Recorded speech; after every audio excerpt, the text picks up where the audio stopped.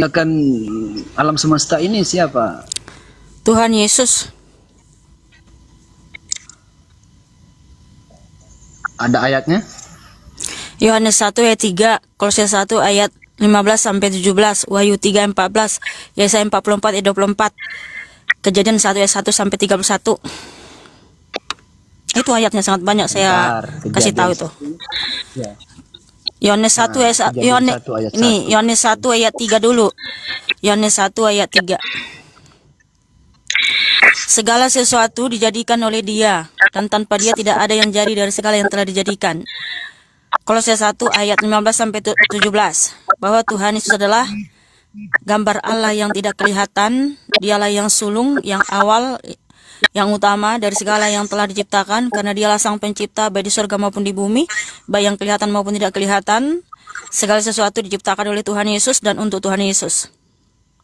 Makanya di Kejadian 1 ayat 1 sampai 31 itu Tuhan Yesus. Kata Allah di situ merujuk kepada Tuhan Yesus, karena Tuhan adalah Tuhan dan Allah dan Bapa yang tertulis di 2 Tesalonika 2 ayat 16. Dan juga Tuhan adalah satu-satunya Allah yang penuh hikmat, Roma 16 ayat 27, dan satu-satunya Allah yang harus dipuji selama-lamanya, Roma 9 ayat 5.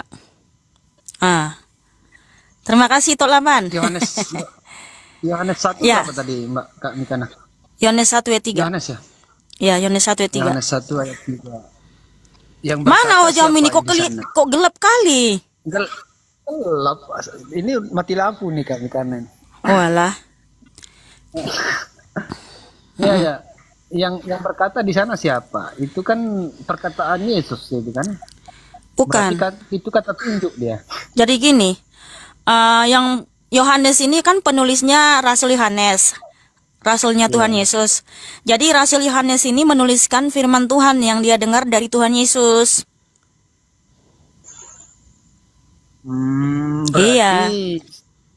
Berarti definisi kitab suci itu yang mana itu? Apakah bukan secara langsung? Iya. Definisi kitab suci itu bahwa semua yang ditulis dalam Alkitab itu adalah firman Tuhan. Serta sesuai dengan fakta sejarah dan ayat di dalam Alkitab itu penuh kuasa. Baik. Saya paham. Berarti gini, kami karena ketika seorang gini. Kan dia adalah firman. Ya, mula-mulanya adalah firman. Tuhan Yesus sang firman, bukan sekedar firman. Ya, sang firman, tapi dia berfirman lagi. Gitukah logikanya? Sang firman itu artinya yang berfirman. Tuhan Yesus itu yang berfirman, dia yang berkata-kata, dia yang berfirman kepada para rasul dan para nabi, gitu maksudnya. Ya, tapi kan konteksnya dia sang firman.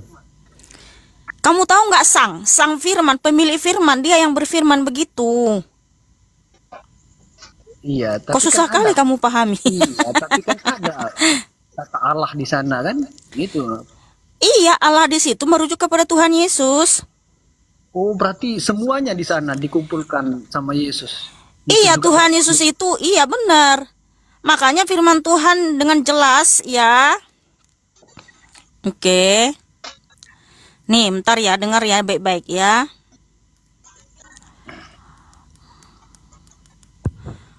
Tuhan Yesus itu adalah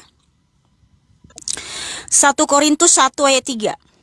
Kasih karunia dan damai sejahtera dari Allah Bapa kita, Yesus Kristus. 2 Korintus 1 ayat 3. Terpujilah Allah, Bapa, Tuhan kita, Yesus Kristus, Bapa yang penuh belas kasihan, dan Allah sumber segala penghiburan. Jadi Tuhan Yesus itu Tuhan, Allah, dan Bapa. Gitu maksudnya. Oke, terima kasih. Karena Allah itu Esa, satu, mono. Ya, tunggal, tidak ada yang lain selain Tuhan Yesus. Oke. Satu lagi boleh Kak Mikana? Satu lagi. Ayo, silakan saudaraku. Bacakan Yohanes 8:42 Kak Mikana. Yohanes 8 ayat 42. Oke, saya sampai 44 saya baca ya, tanggung. Yohanes 8 ayat 42 sampai 44. Kata Yesus kepada mereka, Jikalau Allah adalah Bapamu, kamu akan mengasihi aku, sebab aku keluar dan datang dari Allah. Dan aku datang bukan atas kehendakku sendiri, melainkan dialah yang mengutus aku. Apakah sebabnya kamu tidak mengerti bahasaku? Sebab kamu tidak dapat menangkap firmanku. Iblislah yang menjadi bapamu dan kamu ingin melakukan keinginan-keinginan bapamu. Ia adalah pembunuh manusia sejak semula dan tidak hidup dalam kebenaran, sebab di dalam dia tidak ada kebenaran. Apabila ia berkata dusta, ia berkata atas kehendaknya sendiri, sebab ia adalah pendusta dan bapa segala dusta. Nah, jadi maksudnya di situ saudaraku, Tuhan Yesus itu datang dan keluar dari Bapa. Ya, maksudnya Allah itu kan roh, Bapa itu kan roh.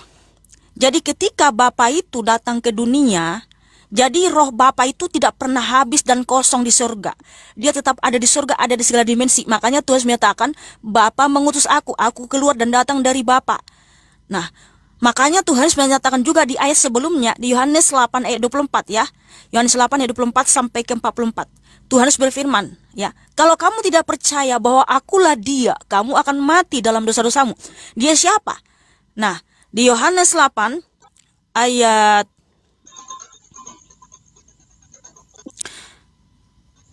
bahwa di situ Tuhan Yesus berbicara tentang Bapa, ya, yaitu di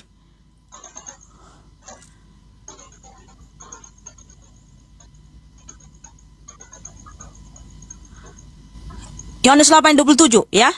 Mereka tidak mengerti bahwa ia berbicara kepada mereka tentang Bapa.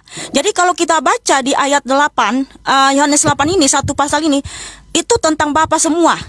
Tentang Bapa, ya. Makanya Tuhan menyatakan di Yohanes 8 ayat 24, kalau kamu tidak percaya bahwa akulah dia, kamu akan mati dalam dosa-dosamu. Dia siapa? Bapa. Nah, kalau kamu tidak percaya kepada Tuhan Yesus, dialah Bapamu, sumber segala kebenaran, sumber segala hidup, ya. Siapa Bapamu? Kata Tuhan Yesus, bukan kata saya, kata Tuhan Yesus ya. Yohanes 8 ayat 44. Iblislah yang menjadi bapamu, sebab hanya ada dua bapa. Bapa sumber segala kebenaran, sumber segala hidup, ya, sang sumber, dan dua, bapa sumber segala dusta. Nah, siapakah sumber segala dusta? Itu iblis. Siapakah sumber segala kebenaran? Sang sumber, itu Tuhan Yesus. Nah, begitu saudaraku ya. Terima kasih Putra Langit sudah bertanya. Adonai Yeshua HaMashiach memberkatimu dan mengasihimu. Tepuk tangan buat Putra yang cakep dan manis.